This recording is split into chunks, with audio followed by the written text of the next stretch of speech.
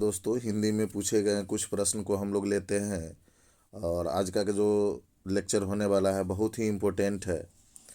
पहला क्वेश्चन हम इस प्रकार लेते हैं, भारत में जाति प्रथा का मुख्य कारण क्या है? तो हम लोग जानते हैं दोस्तों, बेरोजगारी। भारत में जाति प्रथा का मुख्य कारण क्या है? बेरोजगारी। अब मानव मुक्ति के पुरोधा किसे कहा गया है? भीमराव अंबेडकर को। मानव मुक्ति के पुरोधा किसे कहा गया है? भीमराव अंबेडकर को। मानव मुक्ति के पुरोधा किसे कहा गया है? भीमराव अंबेडकर को। जाति प्रथा स्वाभाविक विभाजन नहीं है, क्यों? रुचि पर आधारित नहीं होने के कारण। क्यों दोस्तों? जाति प्रथा स्वाभाविक विभाजन नहीं है, क्यों? रुचि पर आधारित होने के कारण। जैसे भेदभाव के कारण, शोषण के कारण, गरीबी के कारण नहीं, ये नहीं है। किस पे कारण है? रुचि पर आधारित नहीं होने के कारण। जैसे फोर्थ नंबर क्वेश्चन की बात करते हैं, बाबा साहेब आम्बेडकर का जन्म किस राज्य में हुआ था? मध्य प्रदेश में। कौन से राज्य में दोस्तों? मध्य प्रदेश में हुआ था। बाबा साहेब भीमराव अंबेडकर का जन्म कब हुआ था? 14 अप्रैल 1891 ईस्वी में। बाबा साहेब भीमराव अंबेडकर का जन्म कब हुआ था? 14 अप्रैल 1891 ईस्वी में। श्रम विभाजन और जाति प्रथा के लेखक कौन है?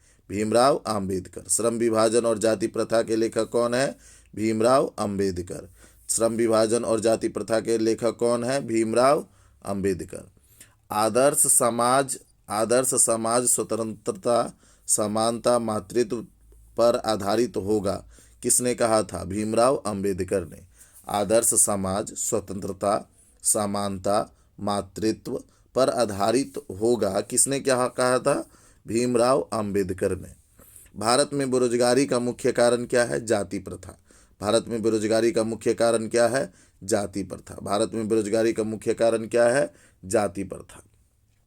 भारत में बेरोजगारी का एक प्रमुख व प्रत्यक्ष कारण क्या है? जाति प्रथा। भारत में बेरोजगारी का एक प्रमुख व प्रत्यक्ष कारण क्या है? जाति प्रथा। देखिए दोस्तों, अभी जस्ट इससे पहले वाला क्वेश्चन भी हम लोगों ने देखा। बेरोजगारी का मुख्य कारण क्या है? जाति प्रथा। आधुनिक सभ्य समाज श्रम विभाजन को आवश्यक क्यों मानता है? कार्य कुशलता के लिए। आधुनिक सभ्य समाज श्रम विभाजन को आवश्यक क्यों मानता है? कार्य कुशलता के लिए। श्रम विभाजन और जाति प्रथा पाठ बाबा साहेब के किस भाषण का संपादित अंश है? Annihilation of caste. श्रम विभाजन और जाति प्रथा पाठ बाबा साहेब के किस भाषण का संपादित अंश है? Annihilation of caste. भारतीय संविधान का निर्माता किसे कहा जाता है? तो भीमराव अंबेडकर को। भारतीय संविधान का निर्माता किसे कहा जाता है? भीमराव अंबेडकर को। 20 के दांत के शीर्षक पाठ की विधा है, कौन सी? कहानी है। 20 के दांत शीर्षक पाठ की विधा है, कहानी। मदन के लिए क्या खाना मामूली बात थी? मार। मदन के लिए क्या खाना मामूली बात थी? मार। नलिन बिलोचन शर्मा द्वारा लिखित कहानी निम्न में कौन है? 20 के दांत। नलिन बिलोचन शर्मा द्वारा लिखित कहानी निम्न में कौन है? 20 के दांत। नलिन बिलोचन शर्मा द्वारा लिखित कहानी निम्न में कौन है? 20 के दांत। 20 के दांत कहानी के रचयिता कौन है? नलिन बिलोचन शर्मा। देखो दोस्तों, आपने अभी जस्ट 15 नंबर क्वेश्चन देखा और 16, जस्ट इसी को उलट पलट के पूछा जाता है। जैसे ये पूछा गया था 2021 में और यही पूछा गया है 2020 में। मतलब क्वेश्चन को जस्ट उलट पुलट के पूछता है। 20 के दांत कहानी के रचयिता कौन है? नलिन बिलोचन शर्मा। सीमा, रजनी, आलो, शेफाली, आरती, पोलो किसकी बहनें थी? खोखा की। सीमा, रजनी, ओलो, शेफाली, आरती, पोलो किसकी बहनें थी? खोखा की। खोखा के दांत किसने तोड़े? मदन ने। खोखा के दांत किसने तोड़े? मदन ने। खोखा के दांत किसने तोड़े? मदन ने। नलिन बिलोचन शर्मा का जन्म कब हुआ? 1916 में। नलिन बिलोचन शर्मा का जन्म कब हुआ? 1916 में। सेन साहब की कार की कीमत क्या है? 7,500। सेन साहब की कार की कीमत क्या है? 7,500। सेन साहब की कार की कीमत क्या है? 7,500। सेन साहब की आंखों का तारा है खोखा। सेन साहब की आंखों का तारा है खोखा। सेन साहब की आंखों का तारा है खोखा। सेन साहब की आंखों का तारा है खोखा। मोटर को कोई खतरा हो सकता है तो डैश से, खोखा से। मोटर को कोई खतरा हो सकता है तो किस से, तो खोखा से। किसके अनुसार सेनों ने सिद्धांतों को भी बदल लिया था, खोखा के अनुसार। किसके अनुसार सेनों ने सिद्धांतों को भी बदल लिया था, खोखा के अनुसार।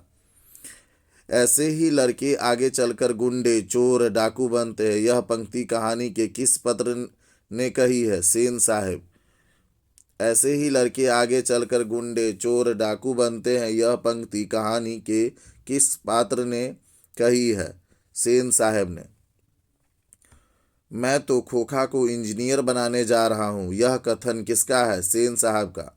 मैं तो खोखा को इंजीनियर बनाने जा रहा हूँ, यह कथन किसका है, सेन साहब का। सेन साहब की पांचों लड़कियां कैसी थी, सुशील। सेन साहब की पांचों लड़कियां कैसी थी, सुशील।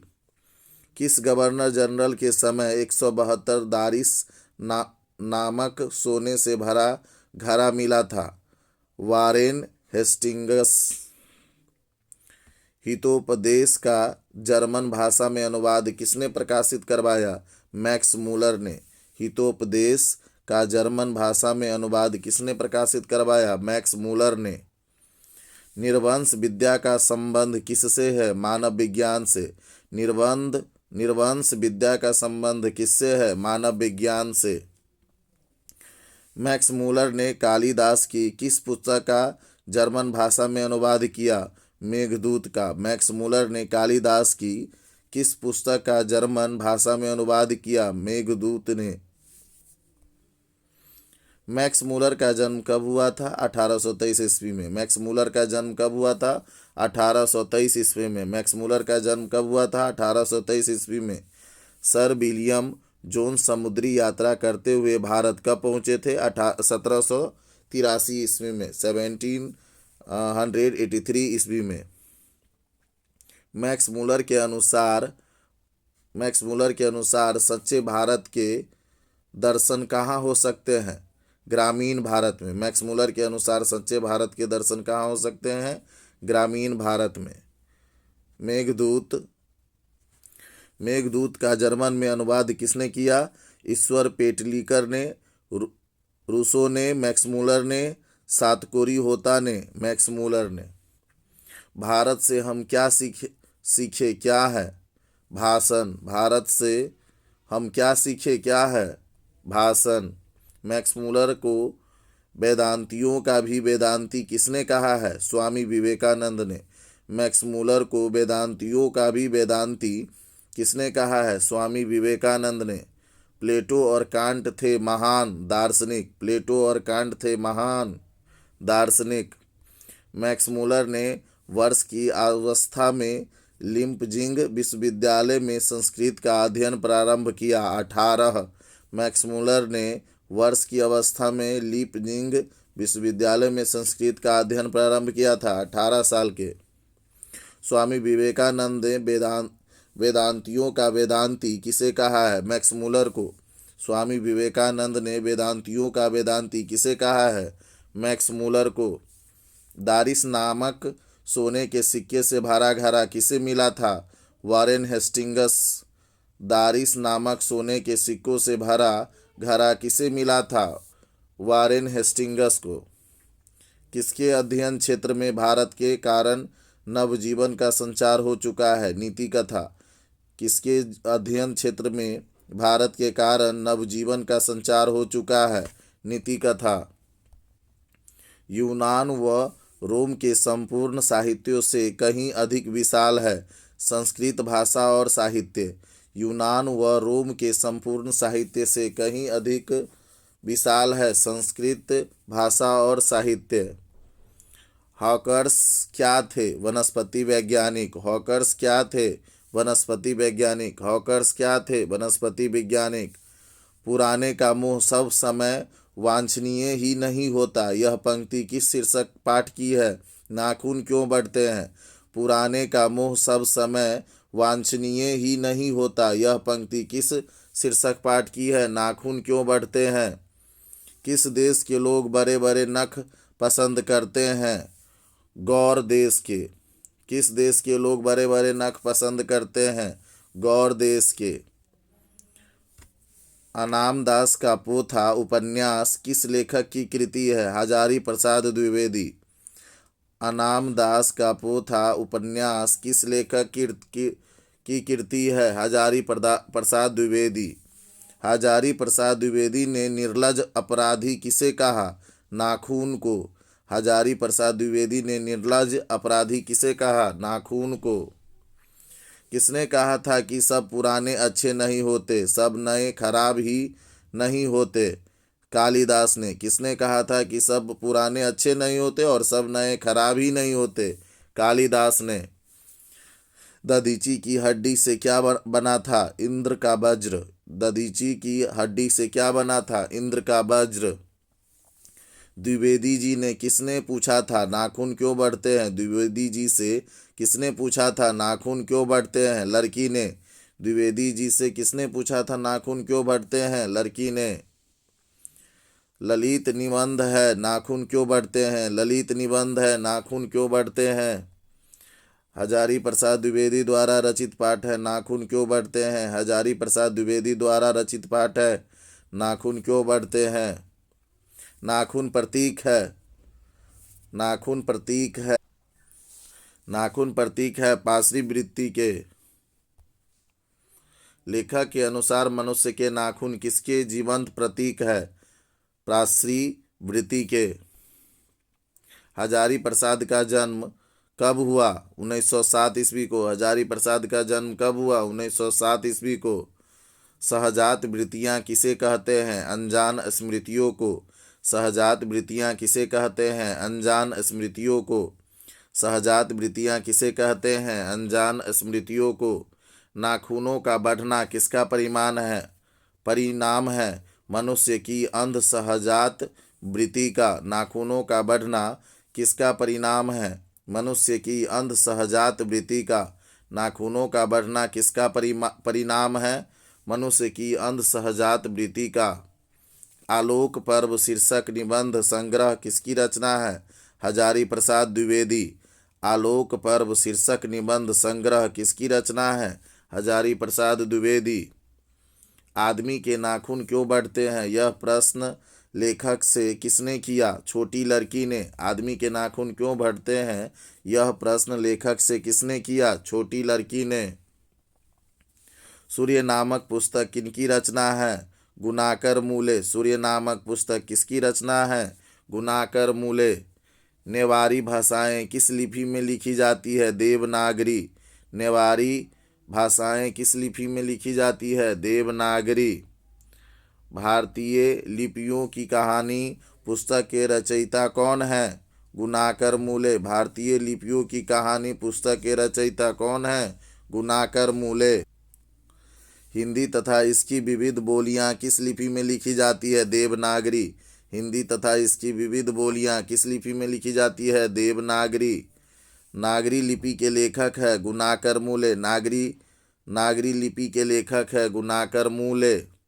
हिंदी भाषा की लिपि क्या है? देवनागरी लिपि। हिंदी भाषा की लिपि क्या है? देवनागरी लिपि। दोहा कोश किसकी रचना है? सरहंपाद के। दोहा कोश किसकी रचना है? सरहंपाद के। दोहा कोश किसकी रचना है? सरहंपाद के।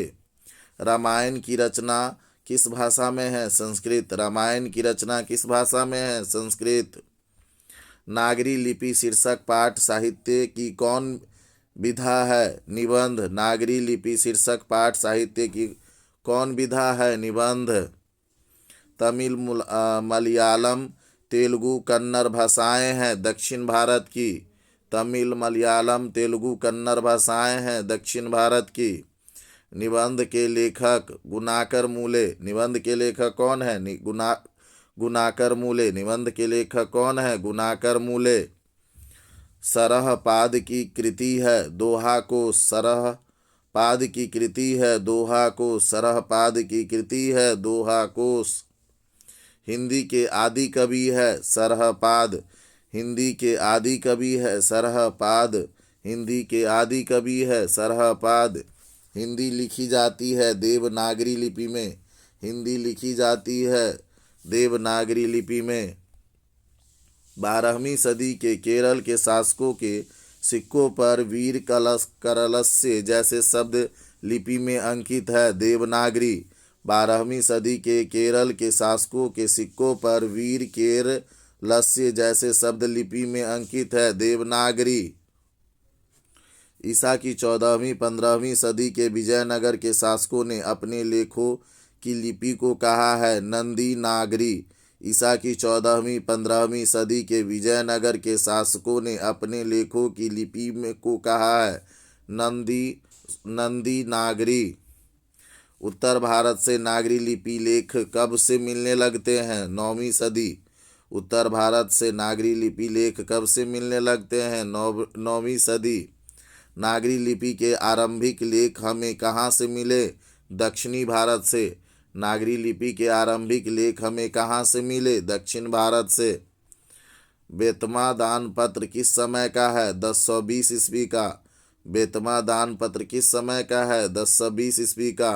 हिंदी तथा इसकी विविध बोलियां किस लिपि में लिखी जाती है? देवनागरी। हिंदी तथा इसकी विविध बोलियां किस लिपि में लिखी जाती है? देवनागरी। हिंदी तथा इसकी विविध बोलियां किस लिपि में लिखी जाती है? देवनागरी।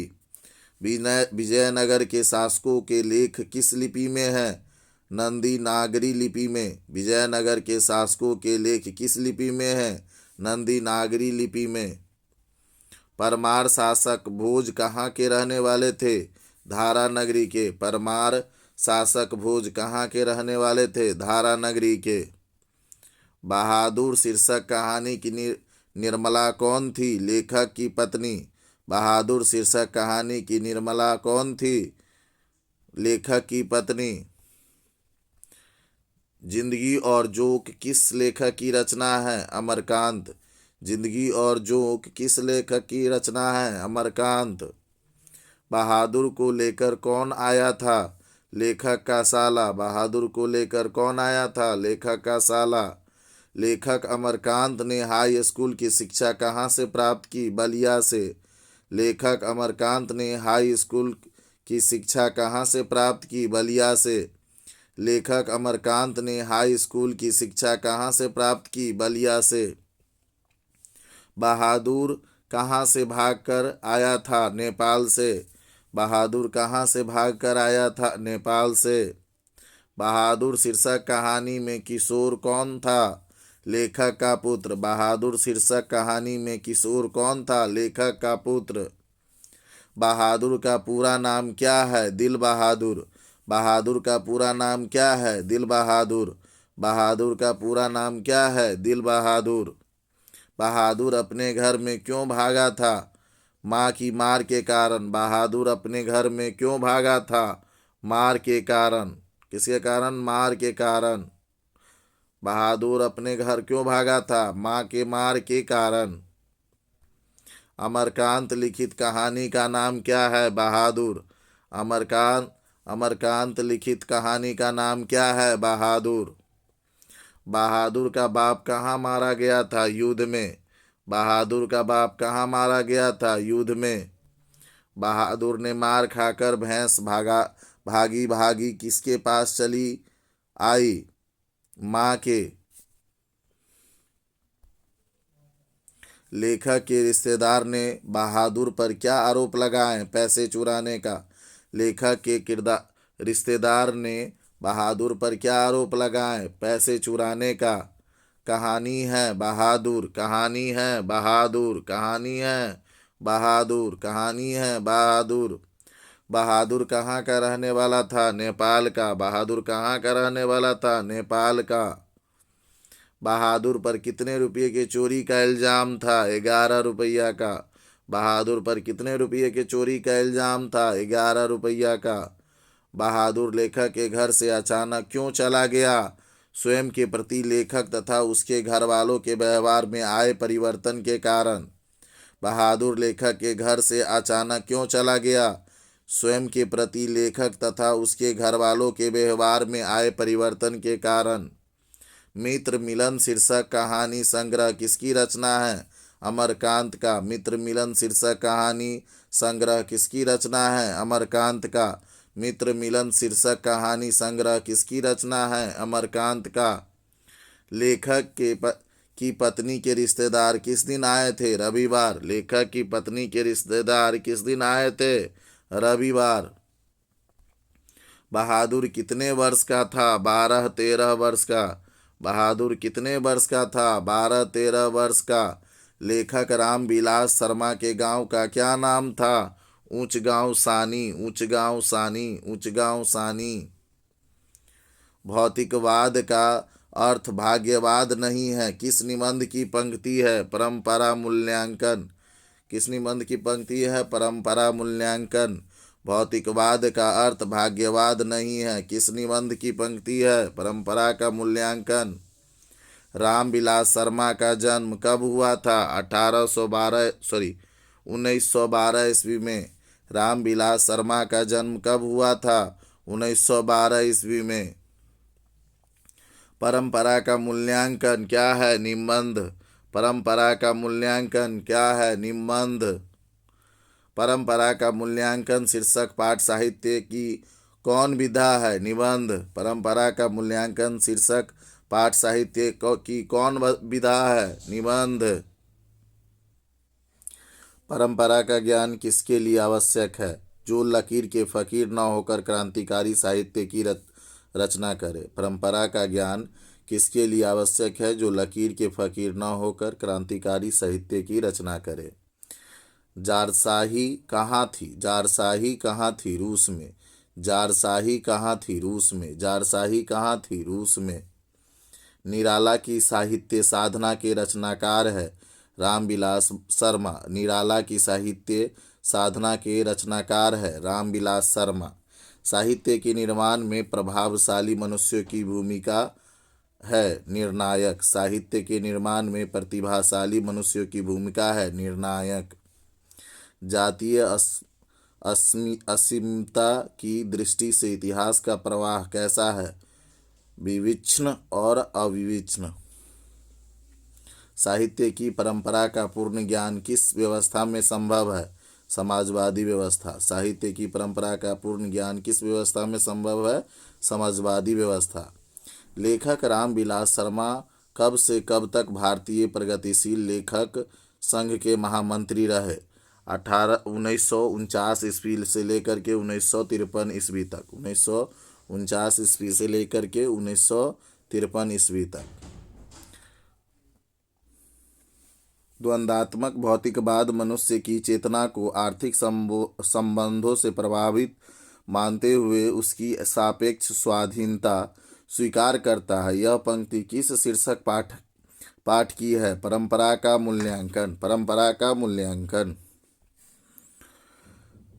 सामाजिक विकास क्रम में सामंती सभ्यता की अपेक्षा किस सभ्यता को अधिक प्रगतिशील कहा जा सकता है?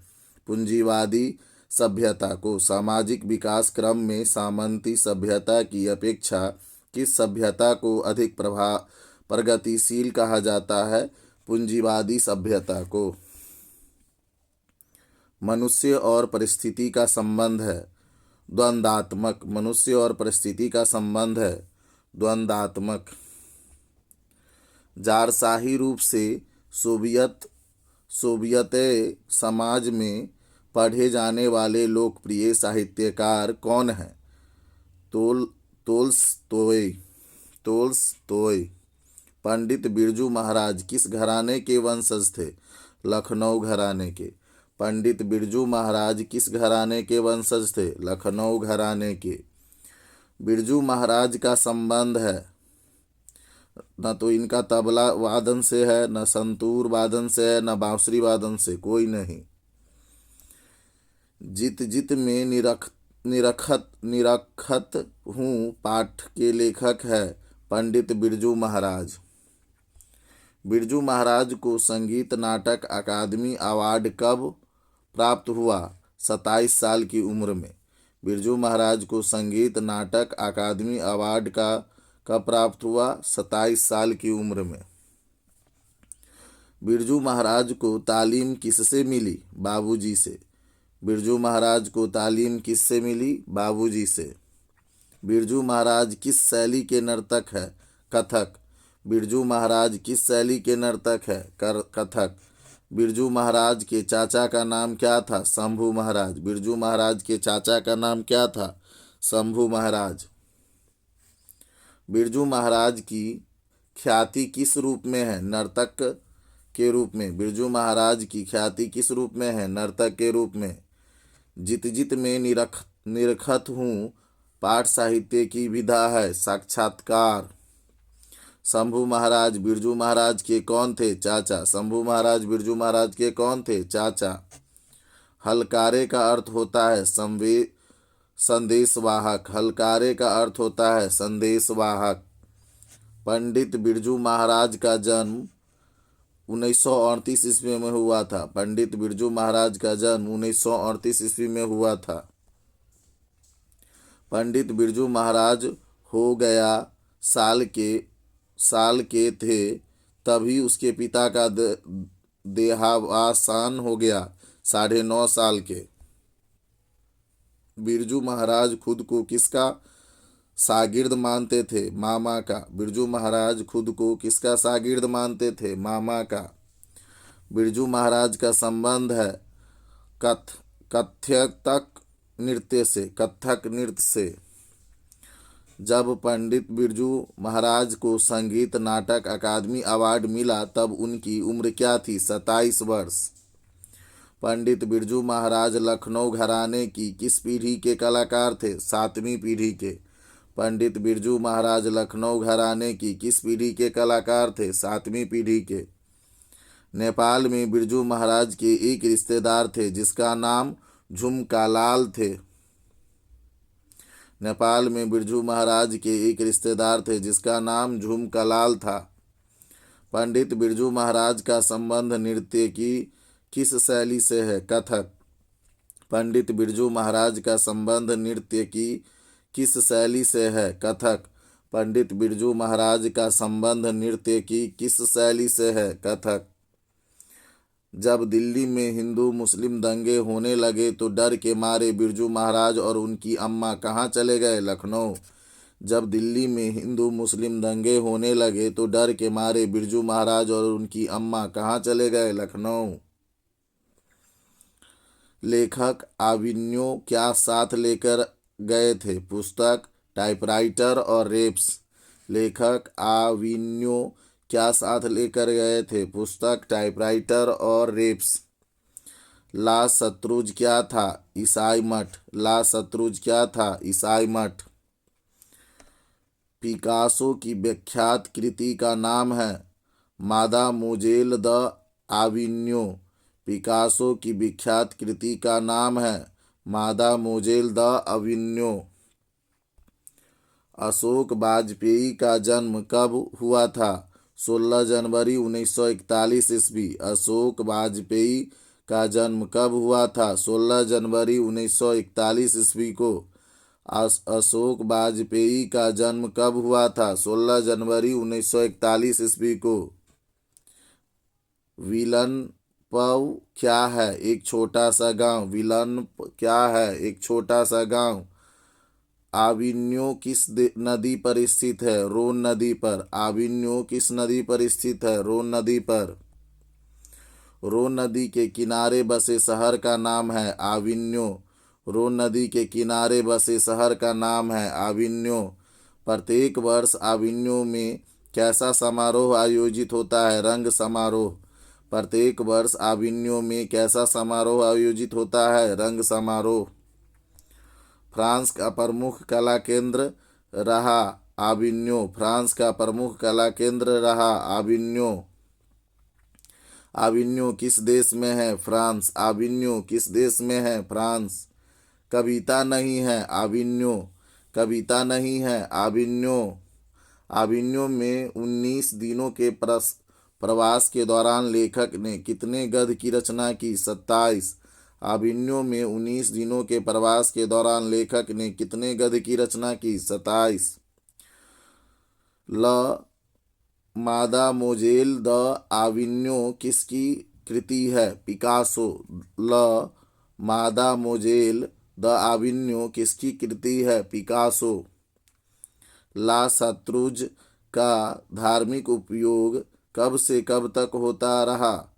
14वीं सदी से फ्रेंच क्रांति तक। विलनब्बे और आविन्यो के बीच कौन नदी है? रोन नदी। विलनब्बे और आविन्यो के बीच में कौन नदी है? रोन नदी।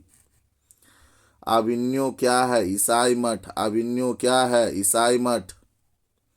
मछली किस प्रकार की कहानी है? मनोवैज्ञानिक। मछली किस प्रकार की कहानी है? मनोवैज्ञानिक। संतु मछली लेकर क्यों भागा? कुएं में डालने के लिए। संतु मछली लेकर क्यों भागा? कुएं में डालने के लिए। मछली शीर्षक पाठ में खरीदी गई मछली में कितनी मछली जिंदा थी? 2। मछली शीर्षक पाठ में खरीदी गई मछली में कितनी मछली जिंदा थी? 2। मछली शीर्षक कहानी के रचयिता है विनोद कुमार शुक्ल। मछली शीर्षक कहानी के रचयिता है विनोद कुमार शुक्ल। मछली कहानी के रचयिता है विनोद कुमार शुक्ल। मछली लेकर कौन भाग गया था? संतु। मछली लेकर कौन भाग गया था? संतु। मछली लेकर कौन भाग गया था? संतु। मछली कहानी में किस वर्ग का जीवन वर्णित है? मध्य वर्ग। मछली कहानी में किस वर्ग का जीवन वर्णित है? मध्य वर्ग।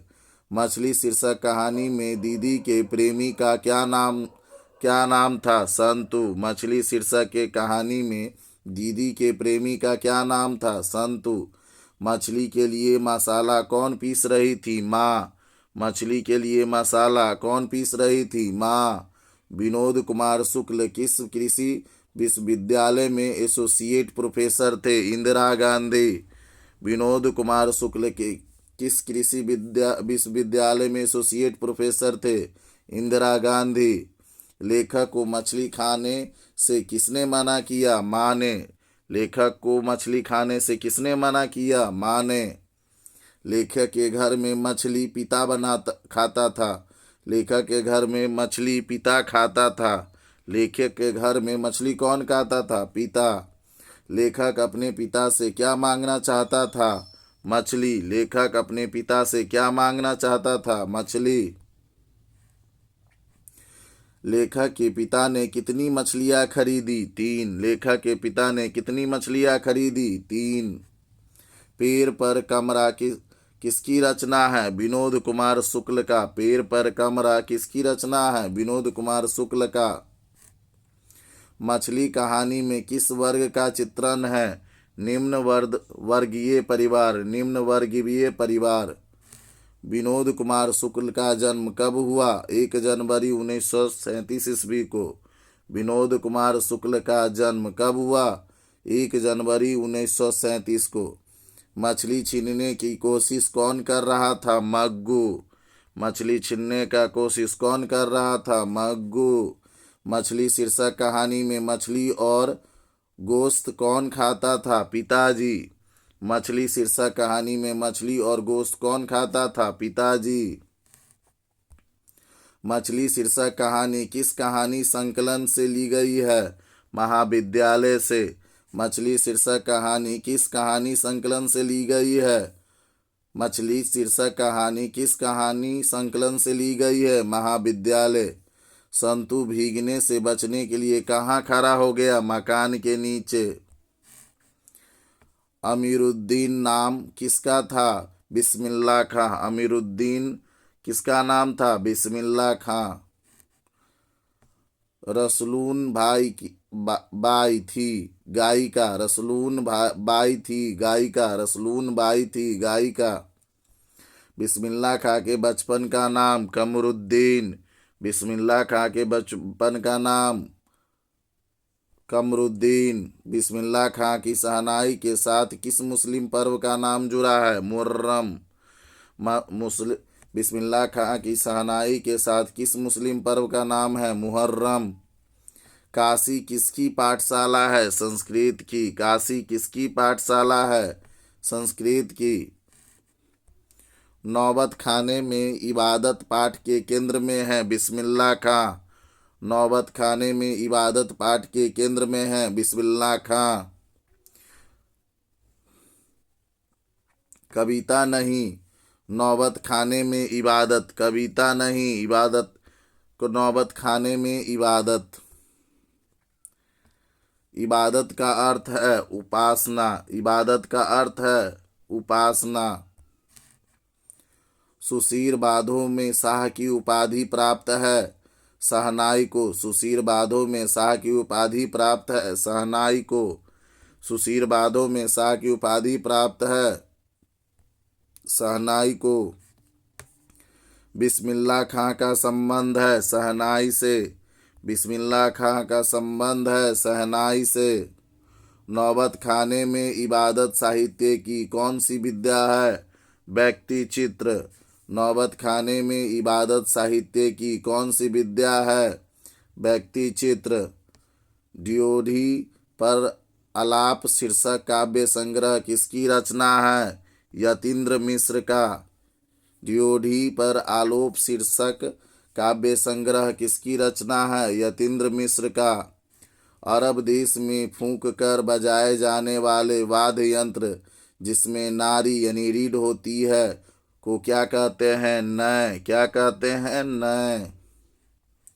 काशी में मरण भी माना गया है, काशी में मरण भी माना गया है, मंगल। काशी में मरण माना गया है, मंगल। यतीन्द्र मिश्र ने गीतकार गुलजार की कविताओं का संपादन किस नाम से किया था? यार जुलाहे, यार जुलाहे, यार जुलाहे। यतीन्द्र मिश्र ने गीतकार गुलजार की कविताओं का संपादन किस नाम से किया था? यार जुलाहे। किसके जन्म दिवस को अहिंसा दिवस के रूप में मनाया जाता है? महात्मा गांधी। किसके जन्म दिवस को अहिंसा दिवस के रूप में मनाया जाता है? महात्मा गांधी। किसके जन्म दिवस को अहिंसा दिवस के रूप में मनाया जाता है? महात्मा गांधी। मेरा धर्म कैद खाने का धर्म नहीं है, यह पंक्ति किस शीर्षक पाठ की है? शिक्षा और संस्कृति की।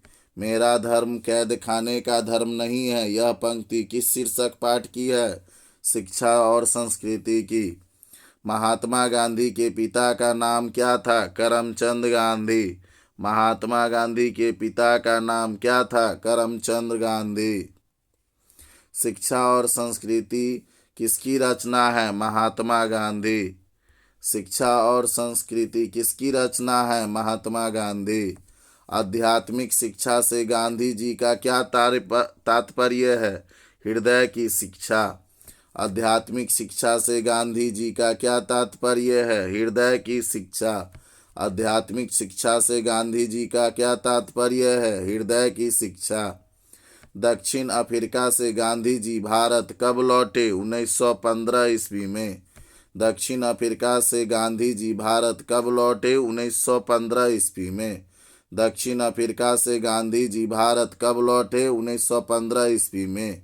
कौन चाहते थे कि सभी देश की संस्कृति की हवा उनके घर के पास बहती रहे? महात्मा गांधी।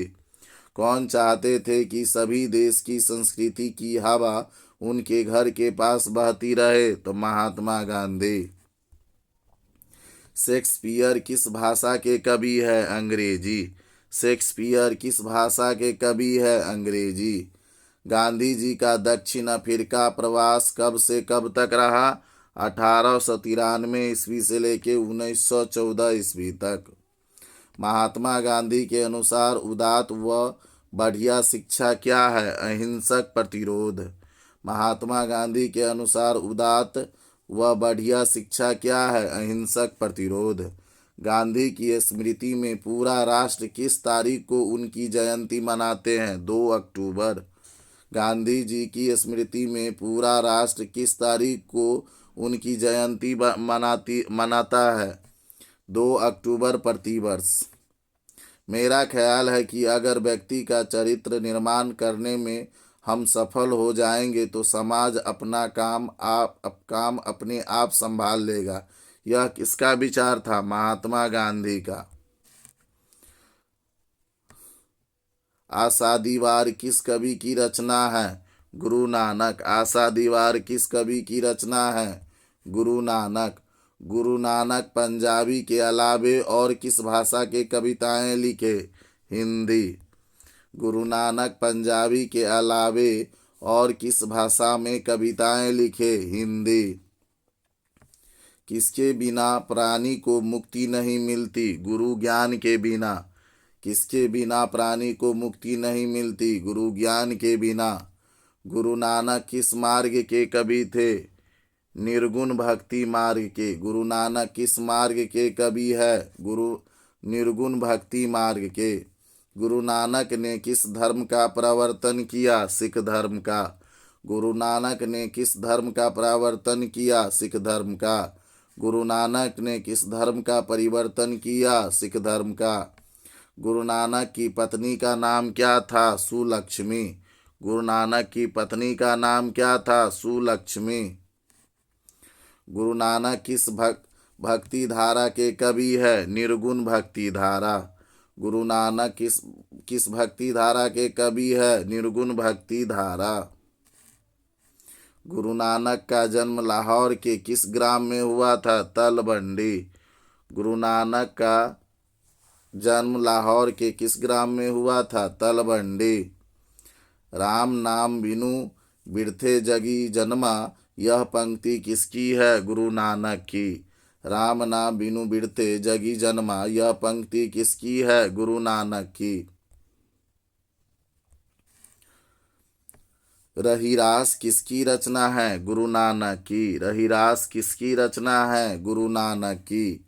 बानी कब विष के समान हो जाती है? राम नाम के बिना।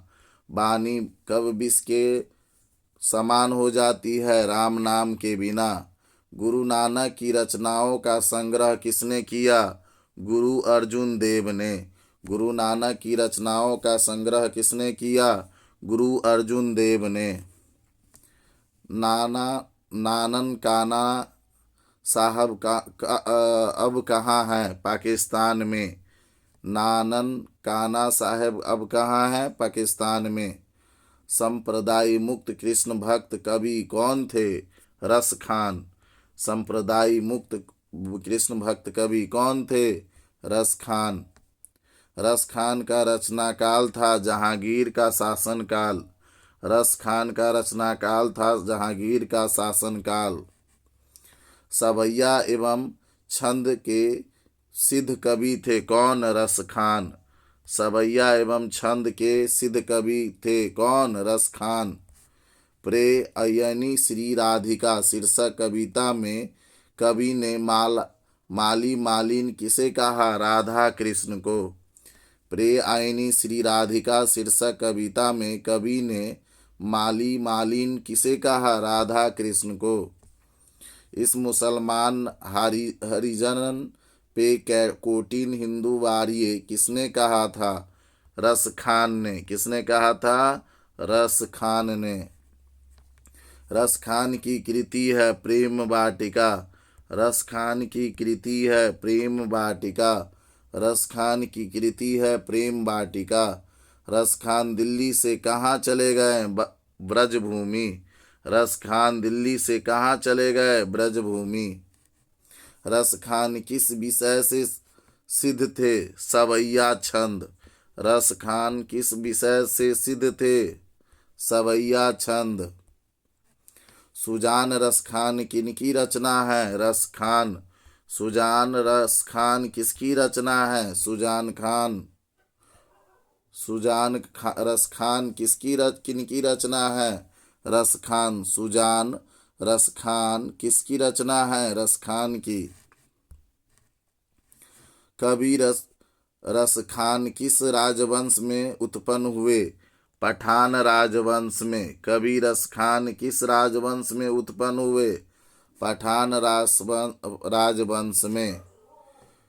प्रीतम नंद किशोर जादिन ते नैननी लग्यो मन पावन चित चोर, पलक ऊट नहीं करी सको, यह पंक्ति किस कविता से है?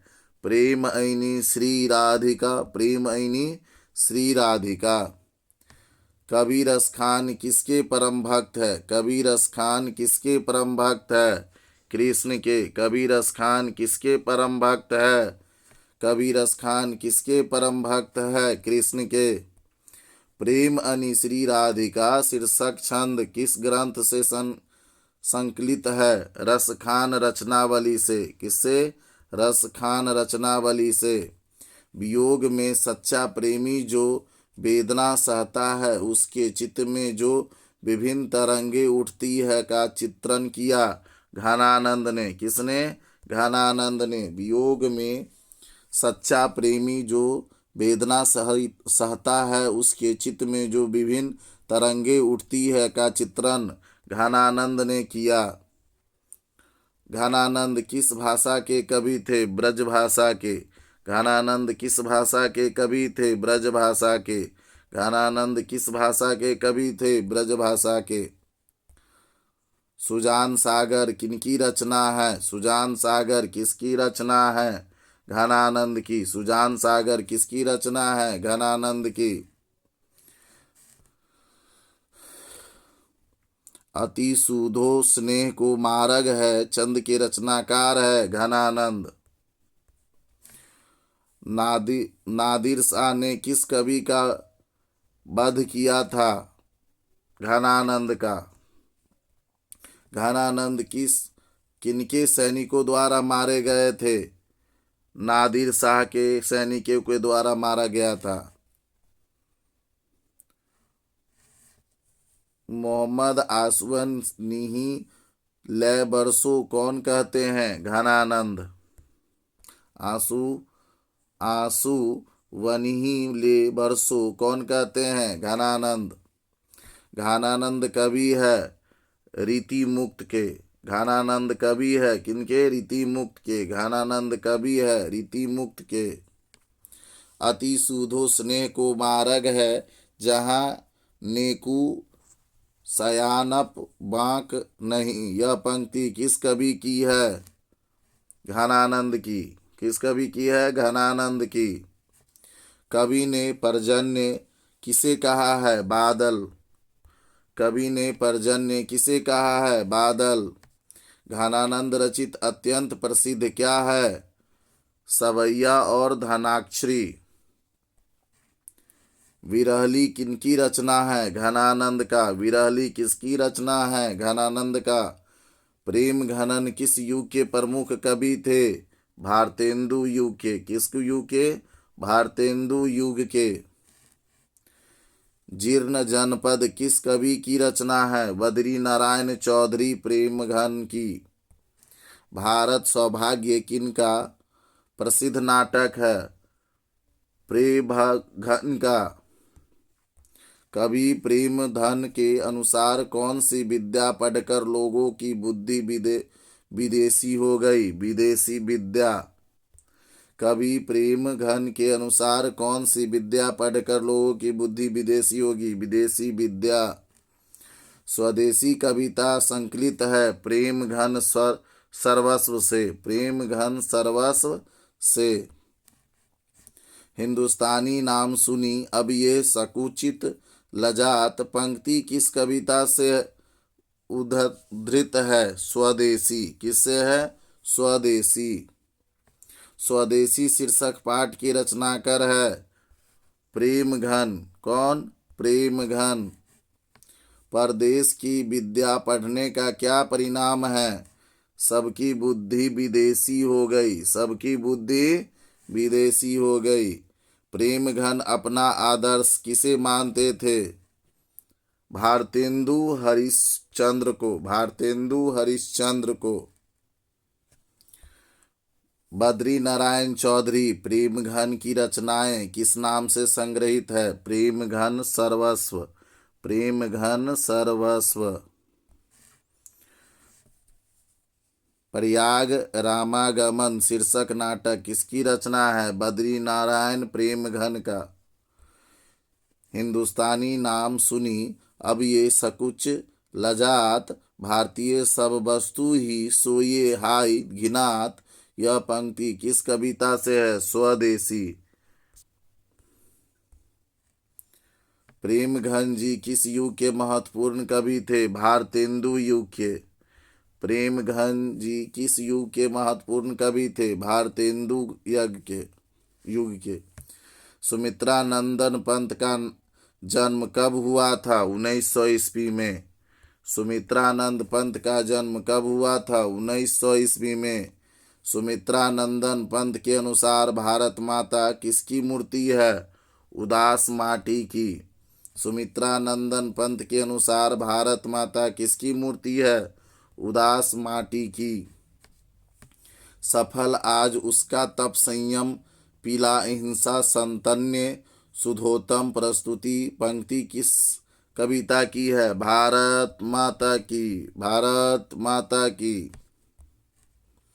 भारत माता कविता में भारत कैसा चित्र प्रस्तुत किया गया है? यथा तथ्य। भारत माता कविता में भारत का कैसा चित्र प्रस्तुत किया गया है? यथा तथ्य। भारत माँ के श्रेष्ठ मुख की तुलना कवि ने किससे की है? छाया युक्त चंद्र से। छाया युक्त चंद्र से। युगवाणी किसकी काव्य कृति है? सुमित्रानंदन पंत के। सुमित्रानंदन पंत के। सुमित्रानंदन पंत को मानव सौंदर्य ने किस ओर आकृष्ट किया? समाजवाद को। यहाँ पे समाजवादी की ओर। कवि सुमित्रानंदन पंत के अनुसार भारत माता की कितनी संतानें दरिद्रता और अभाव से ग्रसित है? तो 30 करोड़। कवि सुमित्रानंदन पंत के अनुसार भारत माता की कितनी संतानें दरिद्रता और अभाव से ग्रसित है? तो 30 करोड़ से। दिनकर जी कवि के साथ साथ उपन्यासकार भी थे। दिनकर जी कवि के साथ साथ उपन्यासकार भी थे। सदियों की ठंडी बुझी राख सुगबुगा उठी, मिट्टी सोने की ताज पहन इठलाती है, किस कविता की पंक्ति है? जनतंत्र जन्म का। जनतंत्र जन्म का। रामधारी सिंह दिनकर कहाँ के रहने वाले थे? बिहार के। रामधारी सिंह दिनकर कहाँ के रहने वाले थे? बिहार के। रामधारी सिंह दिनकर कहाँ के रहने वाले थे? बिहार के। जनतंत्र का जन्म शीर्षक कविता के कवि का नाम क्या है? रामधारी सिंह दिनकर। जनतंत्र का जन्म शीर्षक कविता के कवि का नाम क्या है? रामधारी सिंह दिनकर। दिनकर को ज्ञानपीठ पुरस्कार किस रचना पर मिला? उर्वशी। दिनकर को ज्ञानपीठ पुरस्कार किस रचना पर मिला? उर्वशी। रामधारी सिंह दिनकर का जन्म जिले में हुआ? बेगूसराय। रामधारी सिंह दिनकर का जन्म किस जिले में हुआ? बेगूसराय। रामधारी सिंह दिनकर का जन्म किस जिले में हुआ? बेगूसराय। रामधारी सिंह दिनकर द्वारा रचित पाठ है जनतंत्र का जन्म। रामधारी सिंह दिनकर द्वारा रचित पाठ है जनतंत्र का जन्म। मिट्टी की अबोध मूर्तें कौन है? जनता। मिट्टी की अबोध मूर्तें कौन है? जनता। सिंहासन खाली करो की जनता है, किस कविता की पंक्ति है? जनतंत्र का जन्म। सिंहासन खाली करो की जनता है, किस कवि का पंक्ति है? जनतंत्र का जन्म। कवि दिनकर के अनुसार कौन सोन का ताज पहनकर इठला रही है? देश की मिट्टी।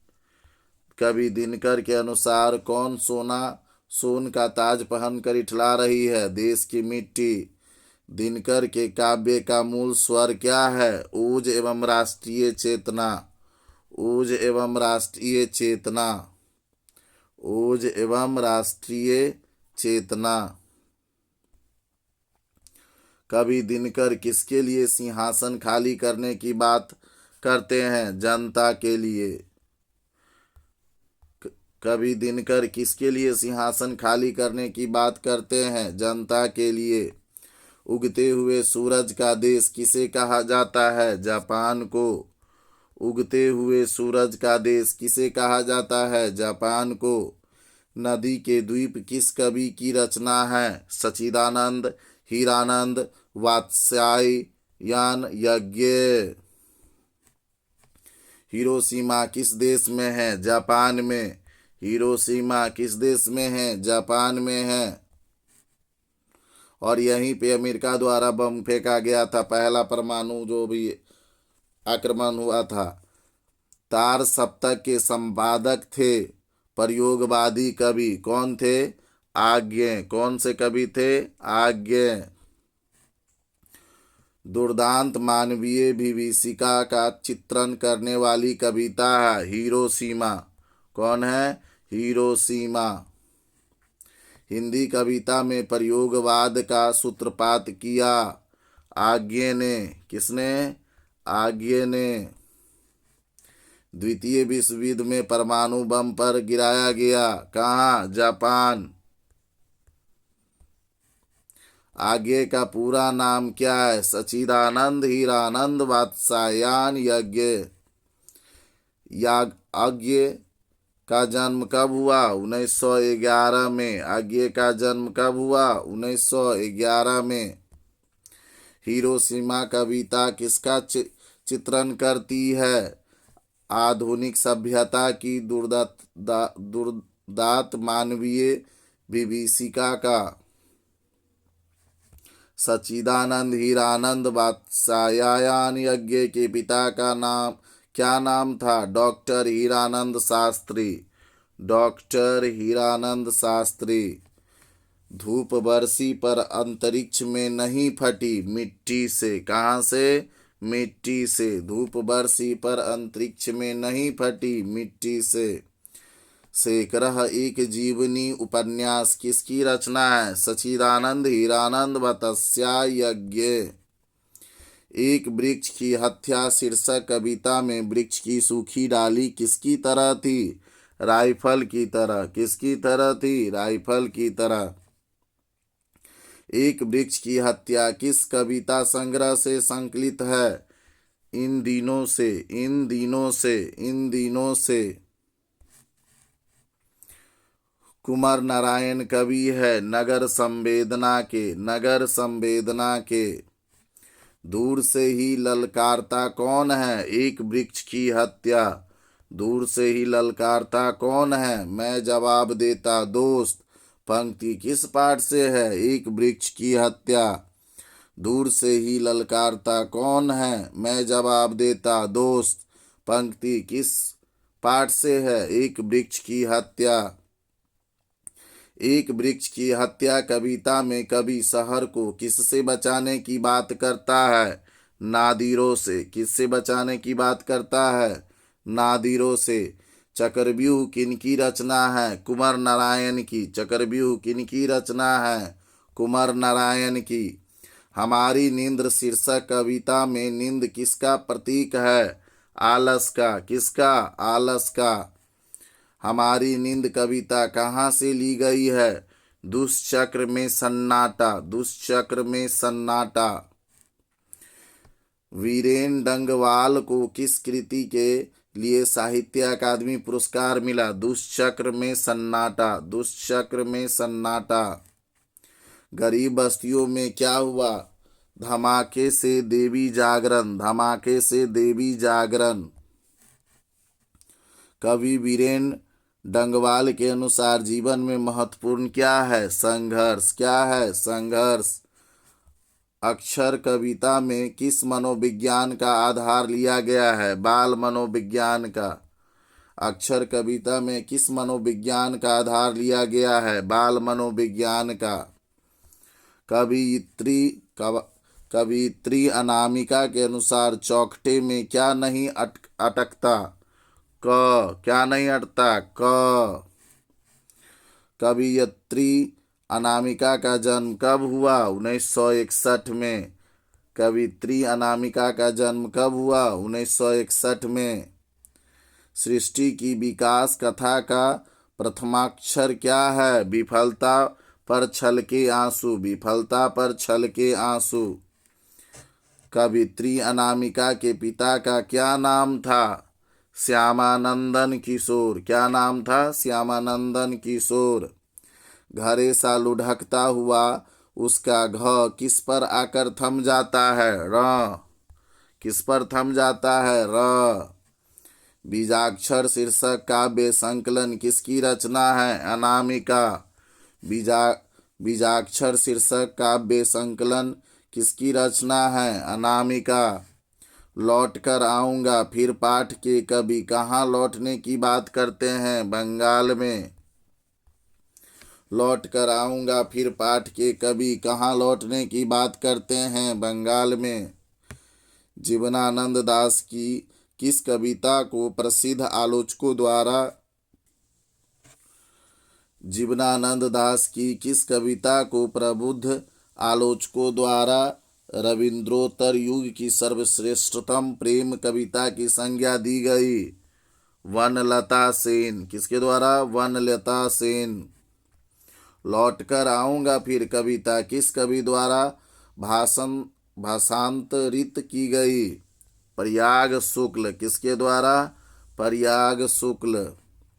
लौट कर आऊँगा फिर शीर्षक की कविता किनकी रचना है? जीवनानंद दास। कवि जीवनानंद दास का जन्म कब हुआ? 1899 ईस्वी में। जीवनानंद दास की किस शीर्षक कविता को रविंद्रोत्तर युग की श्रेष्ठतम प्रेम कविता की संज्ञा दी गई? वनलता सेन। किसको? वनलता सेन। मेरे बिना तुम प्रभु कविता का हिंदी रूपांतरण किसने किया? धर्मवीर भारती ने।